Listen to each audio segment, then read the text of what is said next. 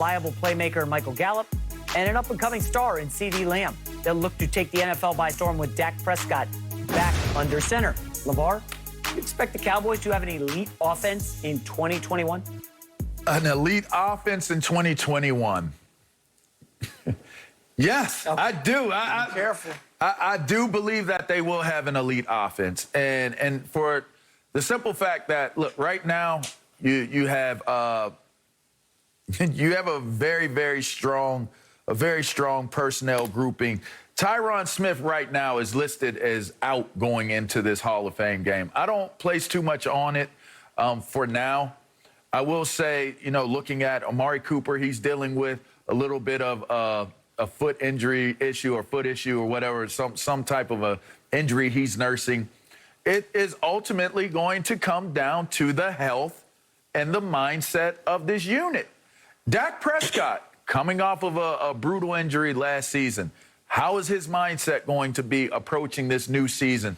What is his level of expectation? I think it's high, and I think that he's willing and I think he's able to be a better quarterback than what he's been even in the past. I agree. A lot of people will say he's a garbage time stats getter quarterback. But there are a lot of things that we have seen that are really impressive about Dak Prescott.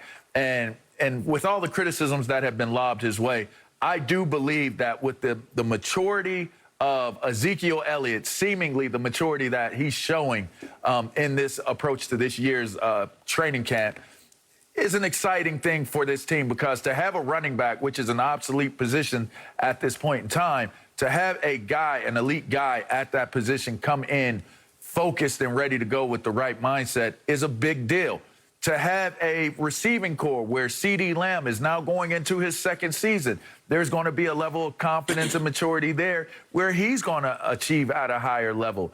Gallup he's been like the Alvin Harper of this receiving group. He's not the Michael Irving, but he's going to give you some really big plays. I look for CeeDee Lamb to possibly emerge into being the guy for this receiving core this season. If you get Tony Pollard, contribute in a way he does. Blake Jarwin at that tight ends position, a 6'5", 260-pound tight end who can run and can catch. There are a lot of weapons out there for Dak Prescott, so it now ultimately comes down to where is your offensive line going to draw the line in the sand? Are they going to be some bad boys that handle things in a retro type of way like they did when they were good with Emmett and the Big Three and Troy Aikman and Novacek and Irving? Or are they going to be this new age style of guys that's more finesse, and we'll see what happens and take risk and hope that Dak can stay healthy? Open up holes for Zeke and Tony to run through. Keep Dak upright and safe and being able to deliver balls. This should be an elite offense. I have a question for you, LeVar. Why did you chasten me yesterday for saying that the Cowboys were going to win the division and they should be thinking about winning the division and winning a game in the playoffs? Because today you have come on here and said they're going to have an elite offense, yes, and their defense is going to be the 85 Bears. I can predict. So what was wrong with my prediction? That's so funny.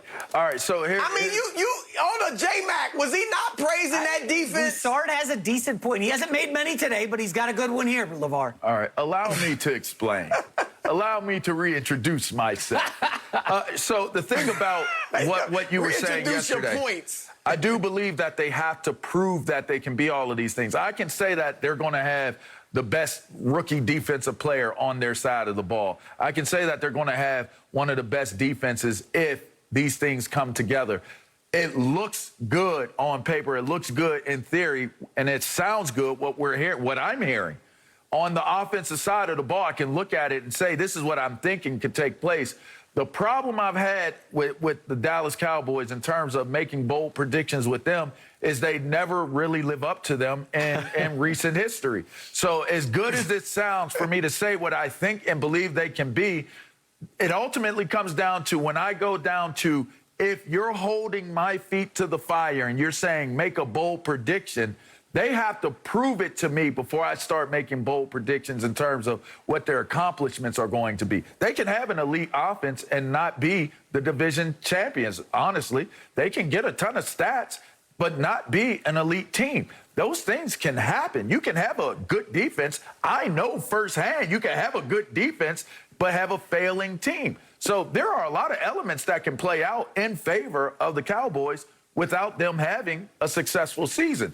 I have to wait and see on results, on the results of where they end up winning a Super Bowl or getting to the Super Bowl or winning divisional round games in the playoffs. We got to get there first.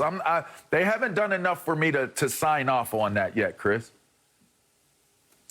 All right, well, here we go. I'll answer the question. Do I think they're going to be an elite offense? I'm going to say pretty good to very good. Somewhere in there. Because elite, when I think of elite offense, I'm thinking of Tampa Bay, Kansas City, and Green Bay. And I don't think they'll be as good as any of those teams. But I do think they can be a good offense. I really am a Dak fan. I have gone to the wall fighting for Dak. I love his intangibles. I think he's a winner. I think he's tough physically and mentally. He obviously can make things happen with his legs. He's become a very good passer over the last few seasons. But you talking about prove it to me, LeVar. Look, people that are thinking, I hope they don't think he's going to be anywhere near the 371 yards he averaged last year. I don't know, that's crazy, right? But is he going to be 330? Is he going to be up there in the top 4 or 5 passers in the league? I'm not ready to go there because the truth is those numbers were inflated because of the Cowboys being behind in games. Let me look at a few of them. He only played 5 games, right? Game number 2, he throws for 502 yards against Cleveland. They were down 41-14 before he got rocking and rolling with all those yards. Seattle, they're down 30-15 in the third quarter. He throws for 472. A lot of it playing catch-up. He brought him back in that game, though. He brought him back. I get it, because Atlanta is my next one. 450 yards. They're down 20-0, 29-10. He brought him back. You know this, LeVar. A lot of that. Well, some of that was going prevent, right? Some of that's natural human nature. We got this game won, and he was able to come back.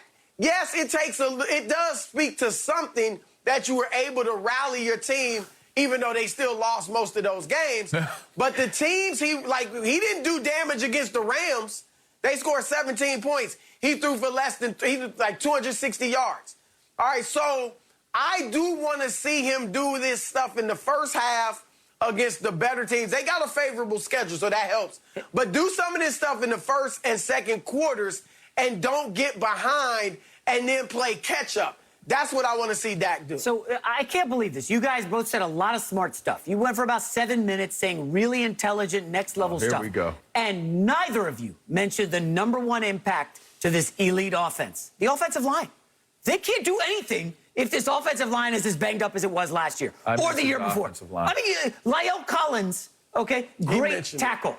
Tyron Smith, great tackle. They played 2 games last year, guys. This offensive line can't protect Dak. They can't do anything. Dak's not going to have time. You know, they gave up 24 sacks last year on blown blocks. An incredible stat, led the league. If they can't protect the quarterback, I don't care who you're throwing to. I don't care about Tony Pollard and the other guy, Ezekiel Elliott. I don't care about Blake Jarwin. None of this matters if the offensive line isn't healthy. And LeVar opened by saying, oh, Tyron Smith, probably not going to play in the preseason opener. Oh, okay, got it. Well, how's Zach Martin? If the offensive line isn't there, none of this matters. None of it. I mean, you're probably going to have Washington steal the division because guess what? Their defense is incredible, and they are going to annihilate the Cowboys' offensive line if it isn't healthy. So we can get excited about Michael Gallup and CeeDee Lamb in the slot, and yeah, they're going to come back from being down 30-5, or 30-5 is not 30-6. But if the offensive line is not healthy, just forget about the Cowboys. Forget about the 11 wins. Forget about the division. And talk to me when we know the status of the offensive line. Here's what I say. I'm going to take you guys into football 101 very quickly and break down why they can be an elite offense this year. Coach McCarthy has an ability, this amazing ability to be able to dial up plays that take advantage of what a defense is ultimately trying to do. Having the familiarity with his personnel now, and them having familiarity with them, they are now going to be able to look at defenses and see what they're trying to do. if you find balance, and yes, you're right, it does all resonate from if your offensive line is ready to go, because in establishing balance, you're going to look at what the personnel and what the personality of the defense that you're going up against is trying to do. Some defenses love stacking the box with 4 men down. Some like using 3 and stacking it up with linebackers. Some even like bringing down